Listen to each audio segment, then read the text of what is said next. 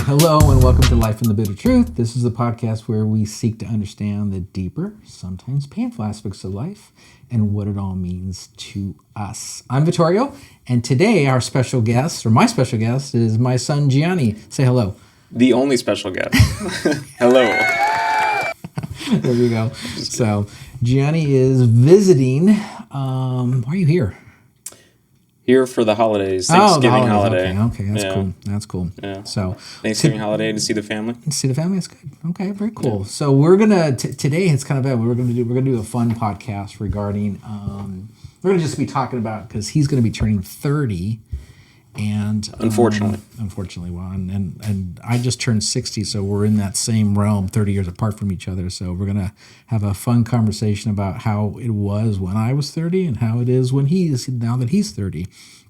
And we'll have a little conversation about that. So before we get started, right? So let's, we always do this podcast where we kind of talk about some current events. We spend a few minutes talking about what's going on in the world. From your perspective, what's going on?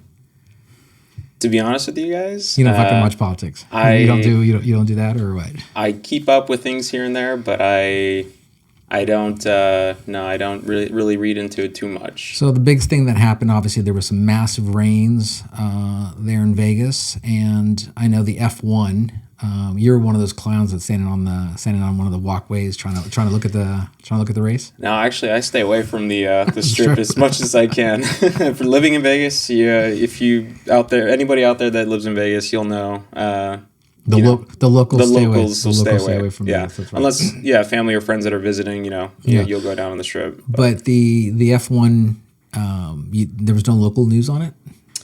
Who won? I didn't even know who won. I don't watch. I don't have cable. I don't watch the news. But we'll see it on the Netflix. Sorry. Yeah, I knew what you were talking about. Yeah. I do. There are series about it, right? Right. So what's going on in your world? Do you follow politics at all? I watch politics in the sense of like internet content creators, on YouTube, on some people on Twitch or Kick. What's Twitch? And what's Kick? Twitch and Kick are the two biggest live streaming platforms. Oh, that's right, live streamers. Yeah. That's right. Tons of people my generation, younger and above, all go and watch certain people that they like to watch. And when it comes to video games or politics or just talking to their audience. Yeah. So what's your politics? You're more centrist, more conservative? I think as I was growing up, probably leaned more right than I ever did. As I've gotten older and older into my now near 30s, early 30s. We're at 30. Late 20s is probably a better way to... Not even 30 yet. I know. The better way to put it is late 20s, mid to late 20s. Right. I've gotten to become more, I would say... I would still say lean right, but understanding both sides as far as... concerns for what their beliefs are. I would say centrist, maybe progressive. So no. I think what I'm hearing is that you are progressive, right? You're more centrist in the sense of moderate. Yeah. So you're a social moderate. So fiscally conservative and socially moderate. There you go. Yeah. That's how we all lean towards most of us. At least most of us. Not these whack jobs that are hard right. And we always talk about the libtards, right? Yeah, but there's a lot of liberal whack jobs out there, but there's a lot of right wing nut jobs out there too. Yeah, a lot of crazy people on both sides. Yeah. So I think as we keep getting older, I think the best way to describe it is socially conservative is a good way for fiscal policy, and then you've got for social or socially moderate. Because we obviously certainly care about our neighbors and people that are of course disenfranchised to an element, but we still have that mentality that no fucking freebies, right, no socialism, none of that shit. But we certainly want to help when we can. So and that's what I think how I raised you, to make sure that if you can help, you should. So care for the fellow man, but when it comes to like taxes, less of that. Right? Less of that. Yeah. I call it illegal thievery. Or legal thievery. I like to call it dancing the razor's edge of taxes. So close to what's it no, called? you know what it is. I think that the it's not even breaking the laws or anything like that kind of shit. It's just monitoring tax rules and making sure that we apply those tax rules to where we need to apply it. That's all. The right areas. Exactly. The rich can do it. The poor can do it. Everybody can do it because I think you got to take advantage of the tax rules the way they apply to you. So that's all it is. So cool. So there you go. Yeah, it really all comes down to like what state you live in too, right? Of course. Because depending on the state, for example, like California, they're very peculiar on where they want their tax brackets and money to go towards. California is a complete fucking disaster. So but you just never know where it's going. That's why. Right? That's why people are leaving the state of California in droves, and that's why you left. That's why I left. That's why everybody's leaving. So. Well, I couldn't. Yeah, I also couldn't afford it. But politics aside, just the affording. It's more than just the politics, but the politics creep into the fiscal management of the state, right? Right. So unfortunately, the liberals have owned California for decades, and they've destroyed it. So of course that's why people leave, and they've gone to Texas, they've gone to Nevada, they've gone to Florida, and even out other areas too. Tennessee has just been inundated by Californians because they're escaping California. Oh yeah, Nevada. Yeah. I mean, you go to Las Vegas, you'll talk to probably just about 80% Californians. Or other places that they've moved from, escaping the tyranny of California, California's government and whatnot. So I get it, totally get it. Good. Yeah. So this podcast, was kind of, I talked to you a little bit about it last week and said, since you're going to be down, we're both going to be down at the same time, and so let's see if we can connect and do a podcast where we kind of talk about the fact that you're turning 30. And I just turned 60, which I know, right? It doesn't look it, right? A huge jump. But it doesn't look it, right? So I don't look it, right? No. Yeah, no, you don't. So, it's kind of funny. So, we kind of came up with this concept where we're going to talk about, you turning 30, where you are at 30, and doing a little bit of contrasting of where I was at 30 at the same time. 30 years back, right? And then, obviously looking at it forward is, where do you want to be at 60, and then what the fuck am I going to do? What am I doing in life at 60? Yeah. And so looking at all those avenues. So that's kind of the idea. So, kind of funny in starting that, we talk about how do you feel turning 30? It's surreal, first off. Yeah. I mean, it doesn't feel like I'm hitting dirty 30s, as they called it. Right? What does that mean, dirty 30s? Dirty 30s. I mean, I guess it's the last era you can really be a party animal. I guess I don't know. There was I don't even party. First of all. I never saw that dirty 30s, but there was a show back in the 80s, I think it was, or the 70s or 90s. I think it was 30 something was the name of the show, right? And it's all about these young 30-something-year-olds, dealing with life, marriage, houses, children. The transition of adulthood. The transition from adolescent or teenage to adulthood, I guess, or not even your 20s into adulthood, I guess, real adulthood. Yeah. Mm-hmm. So I think in that same light, it's kind of. Well, I guess for me though, it's not a like a party type of style anymore. I think in college is when I was enjoying myself a little too much sometimes, but everybody does. Years you can't get back, right? But you have to I guess look back on it, you progress, and then you become better from that. What's fascinating is that I guess the most prevalent thought process is that 30 got here very fast. And so if you think about it, right? So you're in that frame of mind where. Shit, for me, it's like turning 60. It's like, what are you talking about? I still feel like I'm 15. Yeah. Mentally, I'm probably 15, probably 12 realistically, That's a good thing too. But physically, obviously, you start feeling the aches and the pains. You feel a hell of a lot more at 60 than you did at 30. So at 30, I was probably still I was heavily active and doing all kinds of stuff. So at 30? Still? At 30, hell yeah. I had already had, in contrast to you, I mean, at 30... I already had you. So you had me at 30. I was already married and had the first kid, you, and then obviously I'd already had another kid, Alex, a couple right years later. So the one and only Alex. Yeah, the one and only Alex. So I'd already had it. So where are you in that chain? you know. With kids. Yeah. You know, it's funny. Careful now. To add to this. Careful now, because really we know who listens to the podcast. Yeah. A little side note is, you know, I go to the grocery store, right? And I get told all the time, like, by the cash register, or like the old lady behind me, like the physical cash register or the cashier. The cashier. Sorry, okay. The person at the cash register. My bad. Yeah. They're like, you know.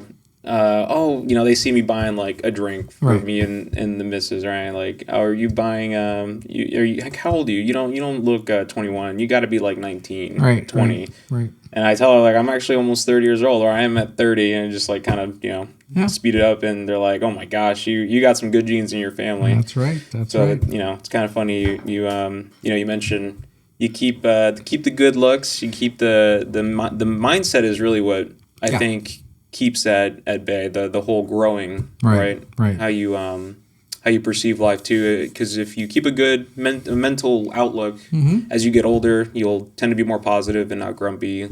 You know the term like grumpy old man, right? Grumpy old man, that's right. So for me though, when it comes to like kids, it's definitely like a scary thought still. Like I still think about it all the time because I see my friends, other family members that even some younger than me having kids, and it's like it's like a train ready to hit me in the face. Yeah, and, that's right. But everyone keeps telling me, like don't be afraid of it. Just you're gonna have to. You know what they say? You never have enough time. You never have enough money for kids. Sometimes you just gotta jump in. I didn't plan for kids. Nobody does. Yeah, you didn't plan. And you know what? And you know what? It's kind of funny. Everybody just figures it out. Yeah. Just figures it out. So the only stipulation is like the traveling. I want to travel a lot. Okay. And there's always retirement. Unfortunately, it costs a lot of money. Yeah, there's retirement, but I'm gonna have to retire at like 70 with this climate. Well, it is at like 70, 72 maybe. Well, what do you put? You've got. I think your generation kind of had to take it a little slower in your guys' desires to move into it because of careers and cost of living has always gotten more expensive. I think you took a proactive approach to get the hell out of California to save dollars, and that was smart, right? And then I didn't have that same approach, and going back even when I was we talk about kids, I didn't have any thought about whatever, just kids are kids, and you just have them, and it's part of natural part of growth. And I wanted to ask you about that. So with now, from my perspective now, comparing it to your perspective, you say you didn't plan for it. Obviously, nobody can't. But you can certainly plan kids, but you just don't necessarily. I mean, when you're busy working and whatnot, you may not plan it that way. And we also have to look at it in the sense of like, I guess the availability of certain or of contraceptions in general. Was that like really a big thing back in the 90s? Yeah, contraception. I mean, like you're not that old, I know, but I'm saying in the sense, was it readily? We're not available? Talking the early 1900s. I know, but was it readily available? Yeah, it was readily available. Everything was there. A lot of people were using it. Whether they were using it or not, I think for me, I was already married. The next evolutionary state, and that in my development was kids, right? Right. So, but the difference between you and we talk about travel, right? You wanna travel before you settle down, as they say. No, I mean the reality is, I traveled when I was in my 20s, quite a bit in Europe and whatnot, and then I had in my career I traveled all over the world multiple times, right? So I got to see the world. In a work environment, but you also get to see the world. Just because you're working doesn't mean you don't get to see it and do things. But yeah, I think I did a segment on travel. Sometime last year, I think it was. I can't remember. And we talked about. I think I named off all the countries I had been to. And so I've been to a lot, and so I got to travel. So it was less of an issue for me to want to travel only because I saw it. So now, as we talk about. For me, retirement, right? That the next step for me is, I want to spend some time traveling, right? Yeah. So I've got plans to go to the Philippines at the end of next year. I'm baking. Good idea. I'm baking that in, right? I'm going back to Japan, not necessarily because I had wanted to, but because we'll get to that. But even though you just came back from Japan, I just came back from Japan not that long ago, exactly. And then of course. I think I want to spend a lot of time in Italy. Yeah. Looking, exploring the home country, right? Definitely. So that's something that's kind of the goal for retirement, right? So Definitely. you, as an example, right? You talk about traveling. You and your partner, you and she had been planning a trip to Japan, right? So you guys are now set to do that. For the longest time, been wanting to go, and That's right. she's also wanted to go, and You want to do that before you have kids. I'm not giving you guys any time limits on when kids are being going to be a thing, but we just adopted 2 cats, so fur babies for right now. Okay, so, good. Yeah, but you guys have had cats before, so 1 cat, yeah. So yeah. So that's cool. So you guys are planning your trip to Japan. Yes, itinerary's pretty full. Yeah, pretty locked in. Okay. Pretty excited. My biggest thing interest is like the culture, obviously the food, the Pokemon Center? people. Yeah, I mean a lot of Pokemon collectible stuff. Another thing is going to the red light district with you, and good Lord. I got other people wanting to come with. So. Okay, so we're gonna just roam the red light district and talk to talk and well, the girls apparently they're going to be going to some muscle cafe for girls, so they're going to be like buff guys, shirts off, dandies. Dandies, yeah. exactly. Yeah. So they're going to be doing that. So, okay, all right, whatever. Okay, that sounds cool. May as well be off. Yeah. There you go. So 30, huh? So I think go ahead, you were gonna say? I just wanted to ask. So did you want kids though? Yeah, I actually wanted 6. At that time of your life, I'd always wanted children. You decided you wanted. Yeah. So when I started having, I think even before I was married, I thought, I always want kids. Kids are, to me, I think kids are great, and the trials and tribulations of being a parent, you can only understand it when you have kids, right? Even now, the experiences of having kids, it's like when they're babies, you worry about their health and all that stuff, and a lot of parents go through sleepless nights while the kids go through that. But you know what? I for all 3 of you guys all slept through the night, so I didn't deal with any of that stuff, and neither one of us did. So for that part, it was great. And then adolescence comes in.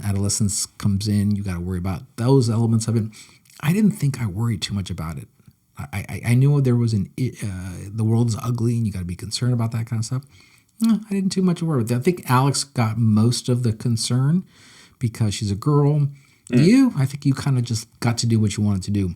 Yeah, sponged what I could when I could. Yeah, so I think I think that was fine. But I think after the second one, after your sister, I thought to myself, I'm fucking done. This is a lot of work. 2 kids. 2 kids was a lot of work. And then, mysteriously, I say that because and then your youngest sister came along. Yeah. Well, I was going to say, even having after Alex and I know, 10 and 11 years apart.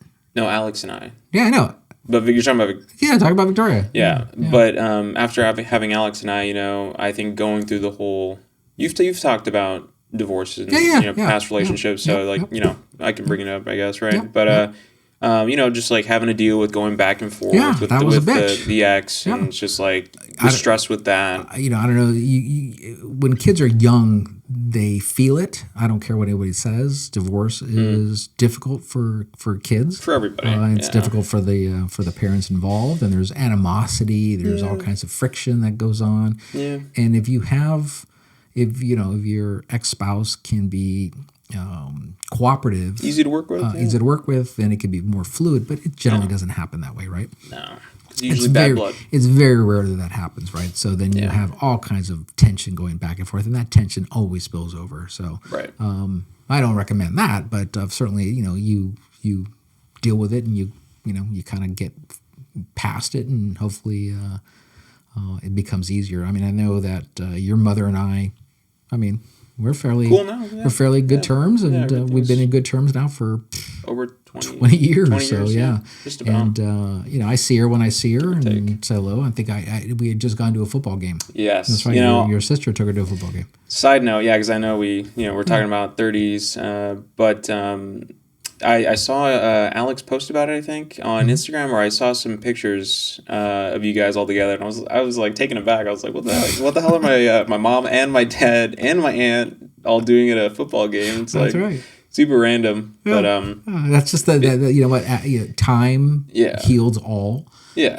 But I say your mother and I have been divorced for a very long time. Yeah. So I think that you get past things and you move on, and you realize it, and so everything's fine. So so her being at the same in the same game or being invited to the sports event, I didn't even think twice about it. She's always welcome. So it's cool because she'll always ask about Cliffy was the one that would have loved to be there because it's what do they call it? It's his home, but the Rams. He loves all that LA stuff. He's an LA guy. He's an LA guy. But he loves all that stuff. Cliffy, my mom always asks about how you're doing, how my grandmother's doing, how Evie's doing, everybody.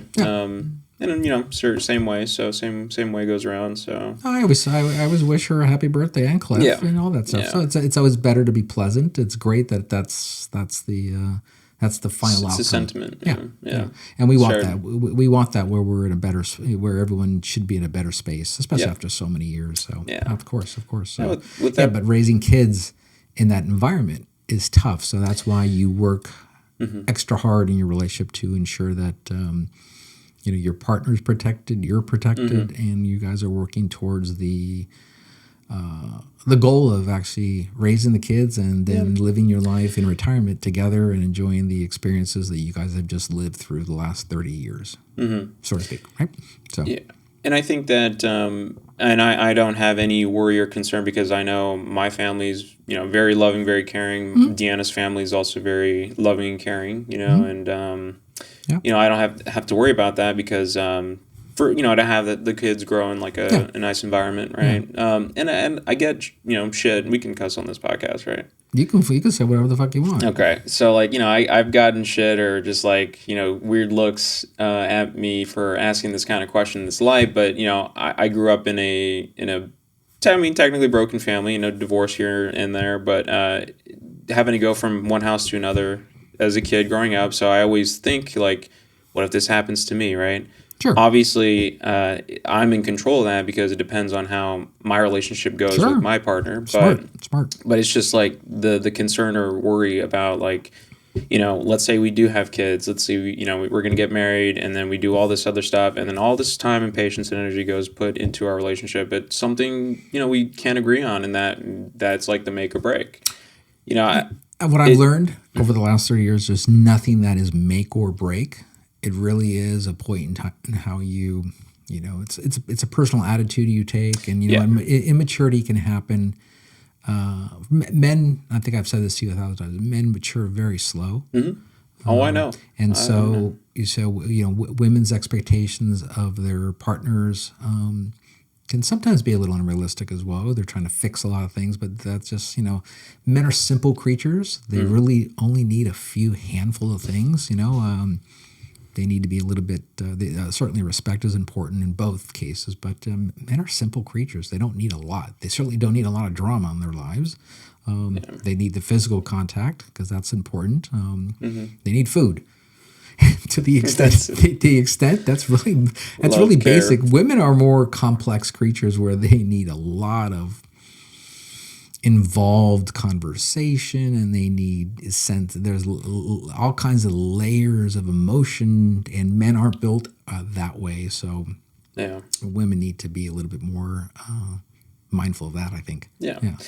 And I don't think that same way, as much as I did, years ago. It was just an idea that's always floated around. Was being afraid. Just because of my personal experiences. Sure. My partner has never had her parents divorce and split up and having to go back and forth. So it's I don't want that for my kid. But it's up to me and to us, her and I, to make sure it doesn't happen. So it's always trust. All relationships go through ebbs and flows, and there are times. That's kind of funny. I don't know who I was having this conversation with, but I said, in relationships, you don't have to like your partner all the time. For certain things. But you love your partner, right? Yeah. So in those ebbs and flows, you have to work through those down times where there's friction and tension, or just, you're just being bothered by things. You guys work through that. It's a growing thing. But the difference between you and let's call it somebody else, you guys have been together for 10 years. So you've grown up together. Right. So you kind of know each other pretty intimately, and so you guys are starting off. You guys are starting off in a way where a lot of people don't. Yeah, plenty of ups and downs. You know, obviously ebbs and flows, as you mentioned. So And that's how relationships are. So when having kids, you know, should be easier. Yeah. So to speak. Yeah, But it is. kids bring tension. It would be. Kids can also bring tension. There's a lot of, you might have an idea of how to raise a kid. Yeah, exactly. Or this or that. Or she might be more strict than I am. Or I might be more strict she might not like. And you got to just find that medium or have, that middle ground where, this is how it's going to be. And you guys have to work together to make sure it's done that way.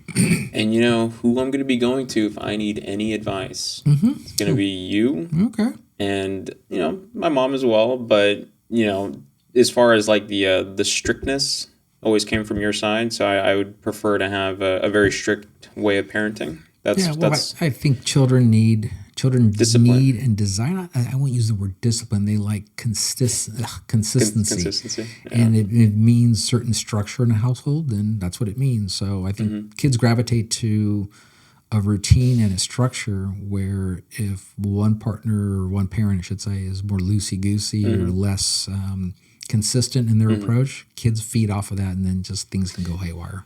And I'll admit that's kind of how I grew up. I was more strict, structured on your side. My mom's at my mom's it was a little bit more loosey goosey and chill, and that didn't have a curfew, ate whatever the fuck I want. Just. I think you had decided right before high school. I think it was eighth grade. Eighth grade. Yeah, after eighth grade ended. That you wanted to stop the back and forth 50-50, and you wanted. What was discussed was you felt you wanted a little bit more consistent approach to your existence. So you came to live with me 100%. Yep.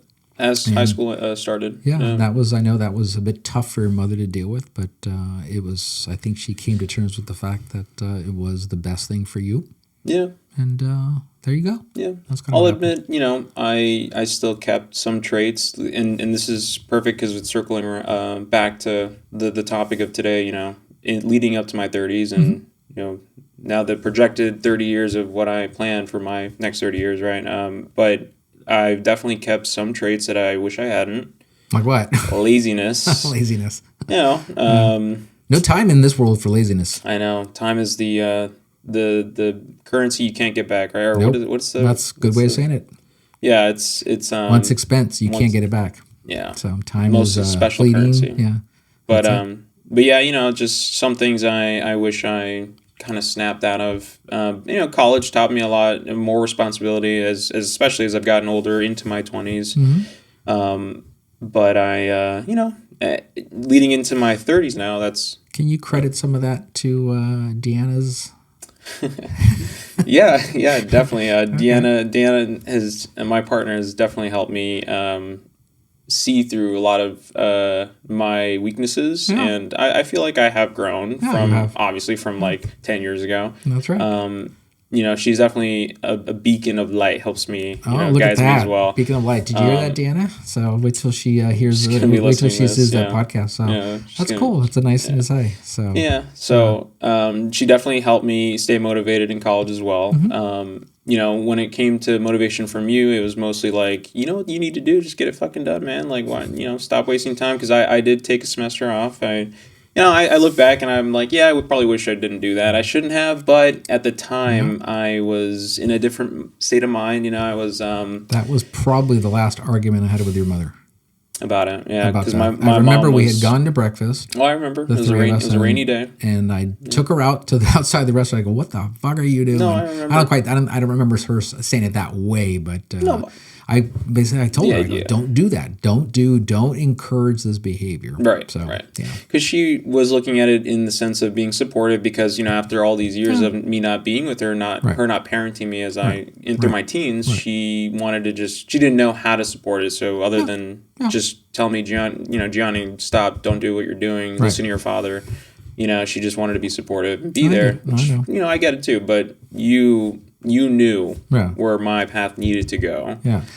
What's funny, we talk about, my involvement during these first 30 years, right? Obviously, parenting through up to 15 is probably the most you're going to get direct, and then a lot of it's more indirect. I think that's probably a good way of saying it. It's not 100%, but where I'm kind of trying to steer the ship in that direction. But the same contrast, my parents, your grandparents, they weren't there. I mean, they were phenomenal parents, but they weren't between 18 and probably, I don't know, before I had kids, complete fucking blur. Don't remember ever having any depth of conversation. We didn't have deep converstions with my parents. It's just you and your parents. Yeah, it just wasn't a thing. So I didn't. Everything I learned from the streets. They call them the streets. Your friends, but friends and experiences, right? So he's street smart. Yeah, so it wasn't anything that I could have never gone to my father and say, "Hey, Dad, what do you think of this?" Because he just wasn't that kind of person. Nor he was. He wasn't approachable. I don't think not so much that he wasn't approachable. It's just I think there was he's an engineer, or was an engineer, I should say. So, engineers can be a bit they lack a kind of an outward exposure. Yeah. So if everybody understands what that means, so he wasn't somebody I could kind of jump into deep conversation about examples and life experiences where I could leverage some of his experiences. His work was a 9-to-5 engineering job, and that's what he did his entire career. But he did travel a lot. But he had those experiences, but he didn't. I didn't notice the life experiences. So he was never somebody I could actually reach out to and say, "Hey, Dad, I need help with this." And just he wasn't that kind of a person. So where. In contrast, I'm not saying he was a bad father. I'm just saying he was a different generation, different father. I think when I was having kids, and something I can leverage or share with you is my goal was to be there and available, so that as you needed help and support, I was there to guide you through it, and hopefully some of my experiences could you could leverage and use in your own world. So, So I think that's kind of the goal. I think that's where I think you've always shared with me is you want that same thing for your kids. Yeah, definitely sharing my experiences with you, obviously growing up with you and my parent or my mom as well. But, me, like internally, and Deanna and I would both internalize, take in what we've both learned from our parents, and we'll kind of bleed it into our kids as well. Sure. It's going to be a process for sure. Yeah. As far as timing, though, I can't time it. You can't time it. You can't plan. You actually can time it because neither one of you are getting any younger. So that's part of the problem. Therein lies it is. So I think I didn't worry about that during that time frame because I was just. Married, kids, that's the next. These are just natural progressions of life. So for me, it was just that route, right? It was going to be marriage, kids, and then all the stuff that happens with career, like a domino effect. Yeah, and then building a career was the next step after having kids because obviously, you get married, you have a home, you have kids, and then now you work like a dog to build a future and provide, right? Yeah. And then you have to go through those ebbs and flows of the economic downturns and whatnot, and all that, how that impacts everything, and the sacrifices you go through because you've got kids, right? There's a lot of things you guys barely understand of what took place in 2008 when the market crashed, and I lost my job, my corporate job, not working for 2 years. Luckily, I had licenses that I could leverage, and the shit that you have to do to bring food in and protect the assets, protect the children, It's scary shit, hearing your what you experienced back at that time frame. I was in like 8th, 6th, 7th grade? 2008. I was in 7th grade. Yeah, I mean, I can't imagine, Deanna, and my partner and I, Deanna, having to go through something like that and, I guess learning how to acclimate. It's about preparing for worst case scenarios. That means obviously keeping expenses down, putting money in savings, and saving is a big one. Ensuring that you guys are living within your means. All that kind of stuff is important because life's expensive. Yeah. So yeah, of course, absolutely. and it leads me to what I wanted to talk about next was like the house that we just got. That's right. You guys have gone from apartment renters. You've gone from the renting state now to homeowning. Yeah, and it's scary to think about because if going back to the crash, market crash. What if we ended up having to lose our house? Could that be a thing? Anything could be possible, certainly, but why would you lose your house? Well, I mean, I don't know how that stuff works. Yeah, I mean, I'm not saying that. I mean, there's a lot of people in 2008 that lost their houses because they had bad loans, variable rate loans that were, they had the next, interest rate trigger, which would go up, and they were heavily leveraged. And part of home ownership, even if it's renting, I mean, you've got to be able to afford your rent, right? Oh, yeah. So the whole thing you have to do when you're a homeowner is making sure you've got a nest egg to cover yourselves for 6 months worth of downturns, right?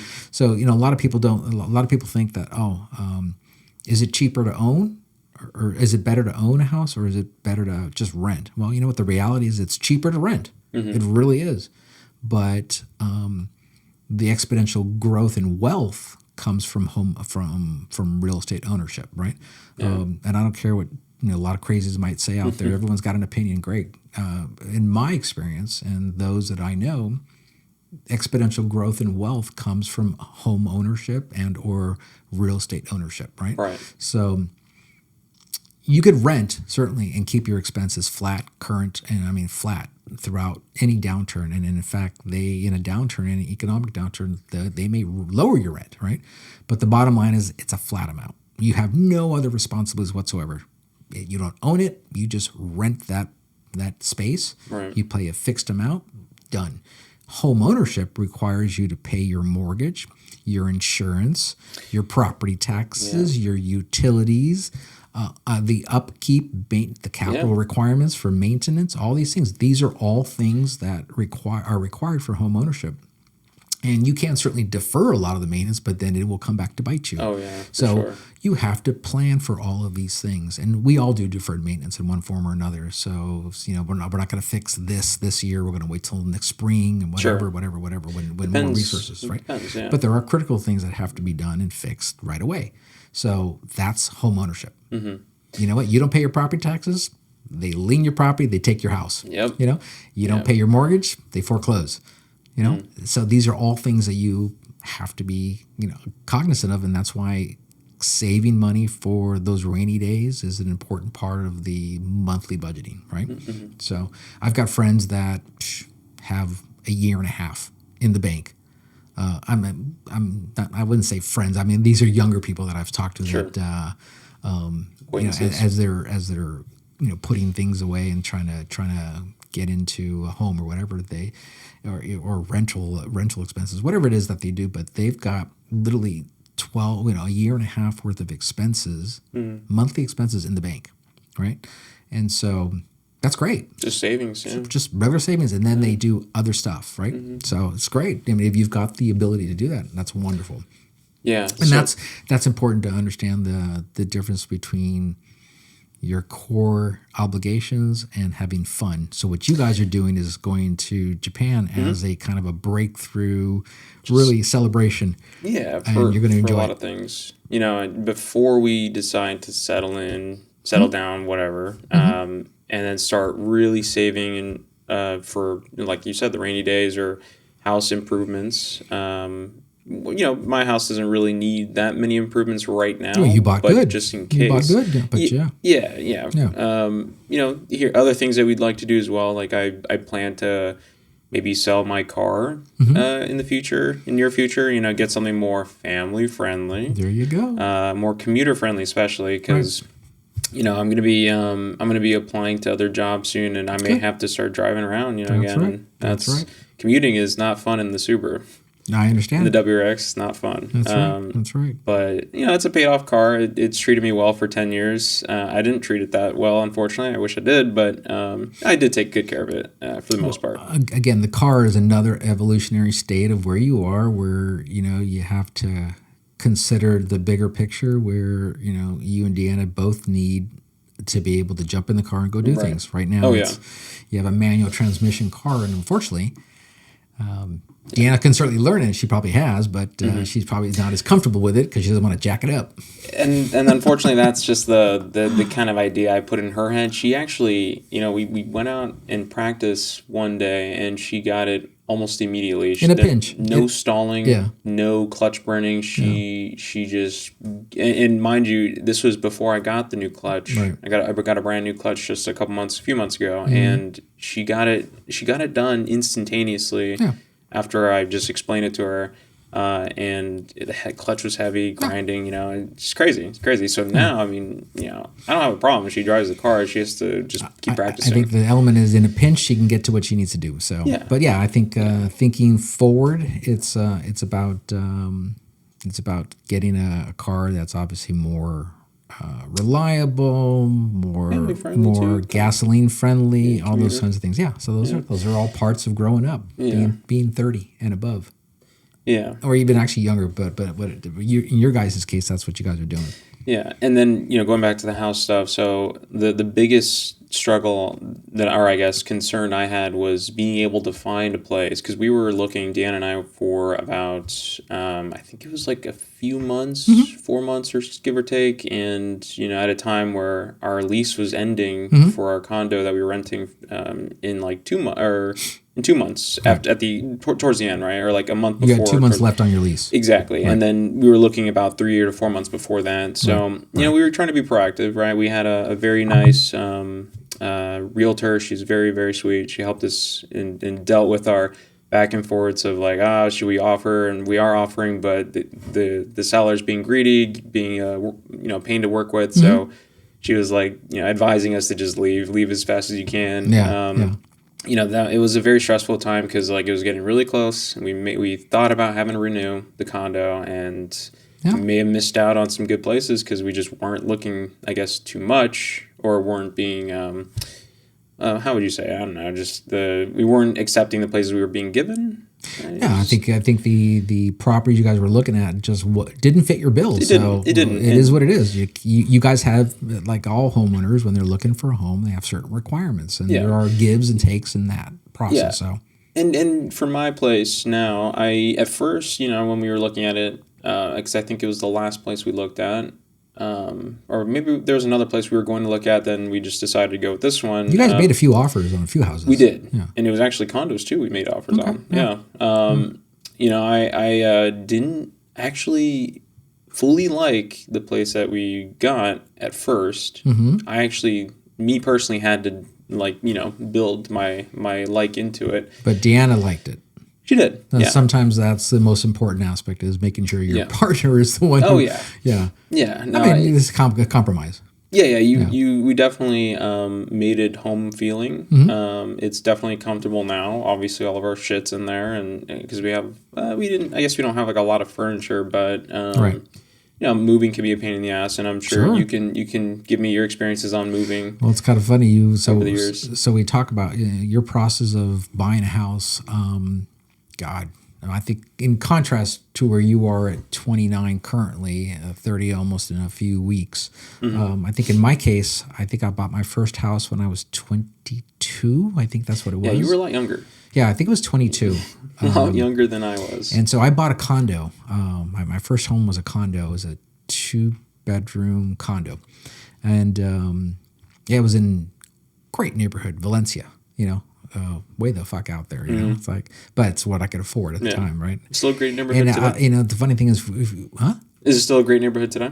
I don't know. I haven't been out to fucking Valencia in 30 some odd years. So I don't the fuck know. Yeah. But so it's kind of funny. When I bought that first house, I used every penny I had. I moved in, and I had a kind of a lounge chair, a beach lounge chair. My 13-inch Sony Trinitron TV, color. Color. Color. A piece of carpet, a sleeping bag, and my clothes. Yeah. And I remember the first night sleeping there, I didn't have the utilities on yet. because I had to put the utilities on. And so I remember that I sat there. I could just very clear memory, and vivid. And, Yeah. I'm sitting there, and TV didn't fucking work, but But whatever. And back then we didn't have, back then it was on the cusp of mobile phones and all that stuff. So there was no smartphones, any of that kind of stuff. No. But I sat there and I just kind of took it all in. So I'm young, and I got my first home. So yeah, and then. 2 years, I promptly sold that sucker. I took my equity and bought another one, and then bought another one.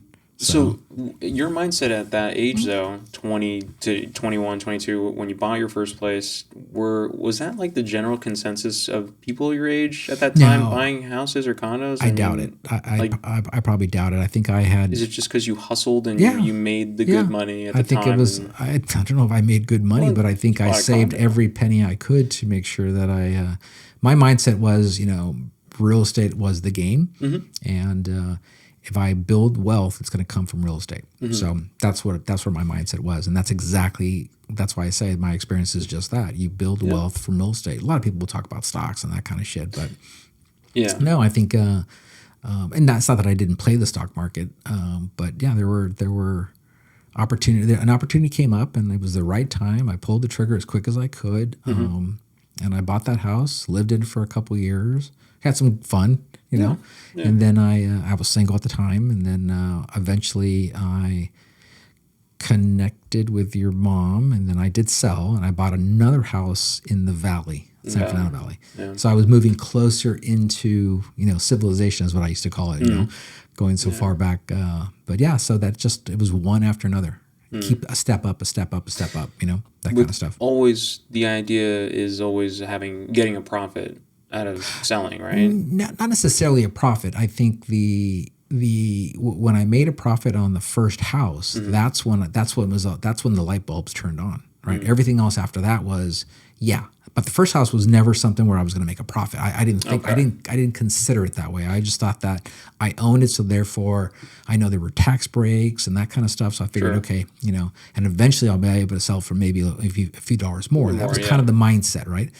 But when I sold it, and I sold it for a very good premium and made some good money, that's when it all opened up. The lights just flashed, right? And it was that kind of that perfect storm of information, and that's how it unfolded for me. And that's why I had bought more property. My whole goal from that point was to buy more property. Yeah. And that's something that I look forward to in the next 30 years of my life too, is to hopefully invest some good savings into more properties that I could maybe rent out. Sure. Deanna and I have been also talking about, this is definitely not going to be my forever home, right? The first place. It could be, though. That's the thing. I would keep it and just rent it out after you move on to another house. Yeah. Single story. I mean, there's no upstairs, That's always nice. Yeah, it's a straight through nice home. It's long, but a lot of people I could see a lot of people being interested in it as far as renting is concerned for long periods of time, or buying it maybe for the right price. But I think the natural progression of society is they want to live in communities where they feel more where amenities are provided and it doesn't cost them so much. Like California as an example, right? So there are so many people that I know in California. As I go back and visit every once in a while, it's just that. It's that mentality where they love the weather. Well, fuck the weather. I mean, I don't give a shit what the weather can't be. The weather's just not that nice in comparison to all the levels of bureaucracy and costs associated with living in this state, in the state of California. It's shocking because California is a gorgeous state, right? Yeah, it's beautiful. Raised my kids here, right? Yeah. Had properties here, right? All that stuff. But you cannot be a landlord in the state of California. It's not conducive to having a small business or any business. Right. And that's why businesses are leaving in droves as well. And if you're a renter, I should say a landlord in California, God bless you. The risk alone is tough because you can't get somebody out of your rental unit. So I would never invest in California in that regard. So because you have to be, as a real estate investor or somebody who wants to buy another home or whatever, a rental unit, you got to be mindful of what the laws are in the local jurisdictions that you're in, because it could be very expensive. So And how problematic tenants could be. That's what I'm saying. It's got to be. Yeah. The tenants have a lot of control in the state of California, so you need to find jurisdictions where it is more conducive to the landlord. And getting terrible tenants out. Obviously, you do your due diligence before you bring a tenant in there, but tenants can go screwy as well. So got to be able to get them the hell out. So it's a tough part. Yeah, so and so in Nevada, as an example, I never had a problem getting a renter out. You still have to follow a process, an eviction process, but the eviction process is very quick, fluid, and process of service is very easy to do. I mean, I didn't have a problem with it. So so obviously real estate. You're in doing the same comparing 30 years earlier. I got a house when I was a little younger than you, but it was done so in the same frame of mind as to have my own space, my own home. Yeah. And then of course it just it evolved out to that where moved from one to another. I wasn't sedentary in the sense of I wasn't going to think I was going to stay in that one house forever. Sure. Opportunity jobs come up, and sometimes jobs force people to move to different areas. Just like my job with the one I have now in Vegas. The opportunity was I unfortunately had to move. That was the opportunity was getting the job, but I had to move. So I couldn't. At the time, of living in California. Still, I couldn't find work in my field, so I decided to take a different field, and I've been doing that for a few years. But I think now, looking forward, I think I should probably find better avenues of making money. Well, you have to constantly be moving, you constantly churning and just figuring out upgrading. Where you can what side hustle you can come up with. Yeah, and then there's an idea that you and I had talked about recently, where I should get my broker's license in Las Vegas, Nevada. So I'm going to be looking into that, seeing what the pros and cons are, see if I can benefit from it. And I'm sure I can. Just it's a hustle, like you mentioned. Well, it saved my license is in California, and I'm it helped me when the market crashed in 2008. But again, I've had a broker's license for 20 some odd years, I think it's been now. So I'm gonna probably, regardless of what you do, I'm gonna probably go ahead and get the same get my broker's license in Nevada as well. So it could be something where I could leverage as well, and if you get it as well, even great. That'll work into my my new paradigm of what I'm thinking of doing. Yeah, the next 30 years for you. Yeah, because I'm as I work through the next 30 years through retirement, I'm thinking about what I'm going to do to keep myself busy, because it's all about keeping busy and keeping healthy and that kind of stuff. So I've got some ideas that I'm going to do, and there's some opportunities that have come up and I'm looking at. So hopefully that will continue to flower and grow, and there you go. And what are some of those paradigms or ideas that you have? As far as businesses, there's a few opportunities that I'm looking at as far as multifamily units and residencies. Yeah. So I've been talking to, I've got a couple people I'm talking to, and see how that flows. And property management, from what I hear, and also my partner's experiences with her parents telling us their experiences. It's a pain in the ass. I did property management in the 80s. No. 90s. Was it the 80s? No, it was the 90s. Yeah, it was the 90s. And it's bullshit work. Yeah. I was managing real estate apartments from Los Angeles to San Diego County. And it was bullshit work. It was just, the most nonsense things that would take place with people, and the shit that happens. I think my first apartment, actually when I first started in real estate, I got connected with a guy, and he gave me an apartment. All I needed to do was collect the rent.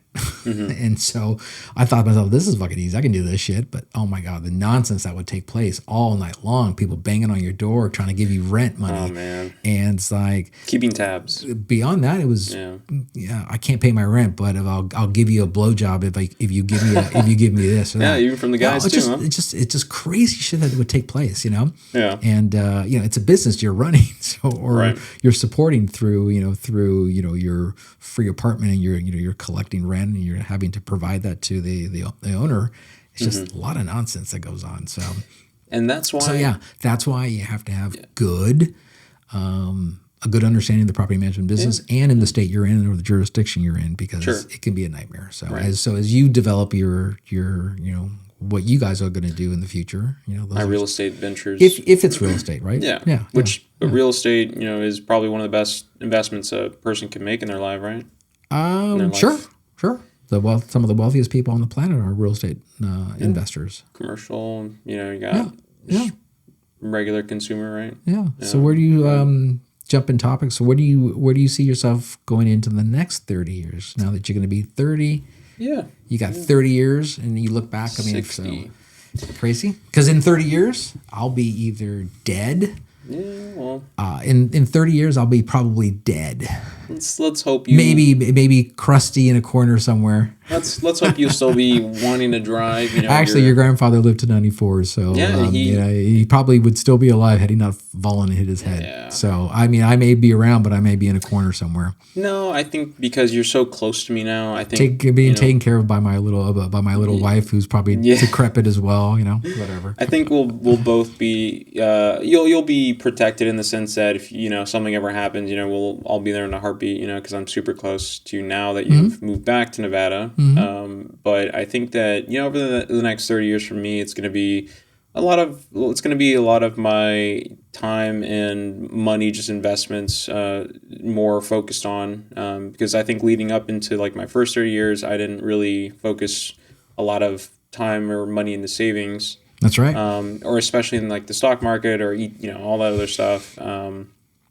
Fortunate enough to have bought a house though, because I couldn't have done it without my partner. But I think like traveling is what I really want to do the most. Maybe obviously still the idea of kids floats around. I'm not sure which. I'll take travel over kids, but obviously things come in its waves. But travel, like I said, for me, I'll be doing a little bit of travel in the next few years. That I'll try to keep it consistent. I want to do about 2 trips a year, right? Maybe 1, at minimum 1, 2, hopeful. And I'd like to tag along with you on that too, because I know you've already done a lot of traveling in your time, for work or whether it be personal, right? You've done a lot of traveling, and my grandfather, R.I.P. He was like a big inspiration to me when it came to traveling, or the idea of it, because every time I'd go over to his place, he has he had that big ass map with all the pins where he traveled in the world, and he would always just talk about his traveling and, as he was getting older and whatnot. But that's, so traveling for me, especially, working on like, hobbies probably. We just last week we talked about you, amping up your savings through your retirement savings. Yeah. So I'm getting you to think about retirement. Is an important part of where you should be, where you probably should have been 10 years ago. But and you know what? I can't say that I did the same thing at 20. I don't know if I was thinking about it that way, but I was leveraging my dollars in a different way. But the advent of having the 401k opportunity, you should take advantage of it and have it grow exponentially. And you put it in, don't think about it. Come back 30 years from now, and all of a sudden you're ripe for for having a better life, because it's going to be probably double what you need, probably double what I need today. Oh yeah, to retire. Yeah, and that's scary to think about. Yeah, but that's how expensive life is. Yeah, affordability is certainly everything that everyone talks about today, but the reality, affordability has always been an issue for the last 60, 70, 80 years, so if not further back. So everyone's been complaining about affordability. You know what? It's just gotten worse and worse. Whether it has, I don't know whether it has gotten worse and worse, but I think it's just young people are feeling it more because opportunities are less. Jobs are being consumed by AI or lack of efficiency in operations or manufacturing. Or lack of it. So I think companies need people to be more efficient and stuff, and I think jobs via AI are being wiped out left and right. And it's, that's okay. It is okay in the sense that, everybody just has to readapt. Yeah. Where if I was in the same boat, I would make sure that I understood. If I was in the same position you're in today, I would be immersing myself in AI. And your generation, or the generation below you, is probably so more immersed in AI because I think they kind of grew up that way. You were on that cusp of, it started while you were a certain age, but you need to jump into it head first because it's going to consume all marketing work, right? Yeah. Software development going to consume all that stuff, right? Why do I need to hire a programmer to debug an algorithm when an AI model can do it in seconds? Quicker. Yeah. And you don't need to pay them. You don't need to get a visa or an H-1B visa or any of that stuff. You can just do it, right? Or pay them 90 to 120 grand a year. You don't need to anymore. You don't need to do that. Yeah. So these are the kinds of things that people, you might need to readapt, retool, and get certifications. We talked about certifications. You should be getting that done. It's cheap to do, and a lot of employers don't give a shit about college degrees and relates to technical fields if you're certified for it. Right. So, cybersecurity is a big thing. A lot of people have gotten into it because obviously with AI, it's become even more and more riskier. It's not even just AI. I mean, like, it depends on the area you're into. I mean, I'm sure you can find an online remote job for cybersecurity, but from when I was researching in the state of Nevada, or I guess just the city of Las Vegas, how small Las Vegas really is. We are in need of teachers, school workers, I guess. But when it comes to like the tech field, there's just so many of them in that small bubble of the city that they've just filled up a lot of the spots, right? Or I guess the jobs, or you need to be experienced in the sense of like, oh, you got to have like 10 years of experience to just get a good job in that field anyway. It was kind of weird. I was talking to a guy. I was at a bourbon tasting, and I was talking to a guy. He was a engineer, a computer engineer, and he said that it was hard to get a job in that field, and it would become progressively harder. He changed his career to nursing. Big guy, 6 foot, 250-pound guy. Nursing. Big guy. He's a nurse. He said he would never go back. He's making more money than he could have had he continued in what he was doing. And took him a few more years, but he did that only because he was thinking forward and saying, what do I need to do? Because if I can't get a job in this, I guess I need to shift. Yeah. And sometimes you need to shift to stay up and stay in pace with with the way the economy is flowing. And that's kind of what I had to do leading up to my like into my 20s and now almost 30. With my original field or interest, I couldn't find work because it's just so. I think that a little bit comes from applying myself. A little bit comes from just like what's being offered, and then some of the experiences that a lot of these jobs require in order to get said position. So, excuse me. It's just I think that now we're going back to the AI talking point. It's just AI has taken over a lot of the the like art world. Sure. As far as like graphic design, video game design, social media. So it's like, a lot of this isn't really, it's not strict to just a person doing these jobs anymore. It's now a computer doing it for companies. Sure. And it's a lot cheaper. And it's a lot less it's a lot less time consuming. The entertainment industry is going to be is heavily impacted by this AI evolution. And you know what? It's not AI revolution, I think it is. But it's not traditional anymore. Yeah. It's all technological. Yeah. Right? So as you see the next 30 years going, you might have a couple career changes. And you have to be prepared for that. You have to have prepare in every way for that kind of stuff. And tell you one thing though. Everyone's going to need insurance always. This is true. Everyone will still need insurance, and that's kind of the field I've been doing. Been dwindling in for a little bit now. So that's right. Aside from the insurance stuff, I'm definitely interested in people need homes, people need to rent. So maybe the brokers thing is not a bad idea. Unfortunately, it's a tough industry because you have to actually hustle. There's apply yourself. There's no freebies. This isn't selling sunset. Yeah. Oh my God. This is actually, it's a lot of fucking work, And sometimes, I think your agent, her name is Brittany. Yeah. So I actually gave her your. You connected us. I connected to her. you guys because I had got connected to him or her, I should say, through another person. Which I wasn't even going to use because I know a lot of brokers in Nevada. But she kept talking to me. She was smart enough to keep following up with me. Yeah. And so she's a hustler. And so she's a hustler. She did. And so I said, okay, I can't use you, but I will certainly. My son could certainly help. You know, or need some help. So that's how that happens. So sometimes it's just about the connections and the relationships you're building. So and the networking exactly. Yeah. So that's your next 30 years. It's children, career. A lot of it's your hobbies. I'd like to also spend time with you now that you're going to be in Las Vegas. I'd like to, because you and I had talked about the whole telescope, getting a telescope, doing space stuff, like studying the stars, I guess, or planetary systems. I've always been interested in space and stuff like that, and I know you talked about getting a telescope, like a really nice one. So when you finally moved to Las Vegas, that's my hobby.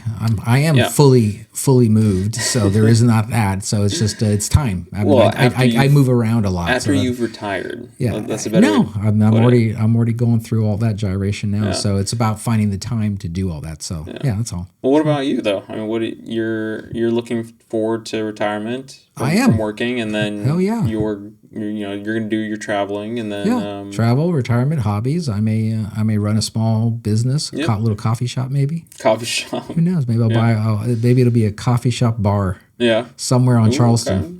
Somewhere on Charleston, yeah. On Durango, in maybe. Summerlin. In Summerlin. Somewhere in Summerlin, yeah. Who knows? Summerlin needs a lot more little hot spots. Yeah, a little bit more hipster spots. Yeah. There's a few. Remember that one? We went to one tiki bar that was a pretty hip place, and that was in the Commons. Yeah, when you think of tiki bar, you don't think of when you go to that place. It does not look tiki, but it's definitely. Tiki. It was pretty fun. It was very cool. Now, good drinks, good concept. I don't know how they're making money, but good concept. So expensive. Yeah, $120 for what? 3 drinks? 4 drinks. 4 drinks. Jeez. Whatever. No, it's an experience. Yeah, but no, it's definitely a lot of positive. Not wishful thinking. It's a lot of positive ideas and saving money for the 30 years, for the next 30 years, and that's right. Hopefully hopefully big things happen with the saving and the good deal, the new jobs. But I wanted to certainly thank you for spending the hour with the podcast talking about your 30. I think you called it Dirty 30s, and where you're going to be the next 60. And these next 30 kind of bouncing back and forth of where I was at that same age. It's kind of fun to have that go down memory lane that way. So yeah, you guys will do great. So one thing I'd also like to say really quick was. I'd like to also get some my car stuff back. Get back into the car scene because I had to sell one of my cars to buy a house. So you know what? I've had to sell a lot of fucking cars over the years that I didn't want to sell, but they got sold for a whole host of reasons, and shit happens. See, material things come and go. So that's another way to look at it. It's just it's all materialistic, but.